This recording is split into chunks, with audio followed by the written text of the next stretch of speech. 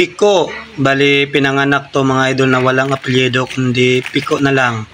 With professional record, 2 bata yung kinagat pero bayad na lahat kaya close case na yon. At mayroon din kaso ito. Napakaraming aso yung nirape mga idol. Ang daming aso na mga babae ang binirahan. Pero wala namang reklamo kaya wala ring kaso mga idol. Palagi rin sangkot sa awayan lalo na pagdating sa babae kasi seloso. Kaya totally record wala mga idol kasi wala namang nagreklamo. So paalam Piko, sayang yung record mo. So